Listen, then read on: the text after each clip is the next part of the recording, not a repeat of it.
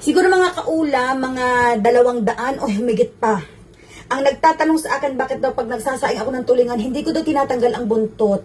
Hindi ko tinatanggal ang buntot dahil wala naman talagang lason ang tulingan, mga kaulam. May lason lamang ito kapag ito ay mga 6 months to 1 year nang nasa storage. Ginagawa yan, mga kaulam, sa mga city na kapag maraming isda, iniimbak nila ng matagal. Tapos pag wala ng isda, yung hindi na season, tsaka nila ilalabas para mahal nilang mabebenta.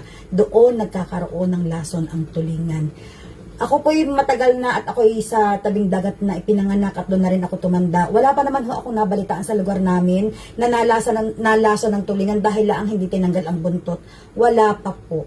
Kapag fresh ang tulingan, mga kaulam, walang lason yan. May lason lamang yan kapag yan ay mga 6 months and above na nasa storage. Ang ginagawa ho ng mga ibang mga magtitinda ng isda, nilalagyan iyan ng food color para mapanatiling kulay mablu-blue. Pero ang totoo niyan, matagal na sila sa storage at yun na yung nakakalason.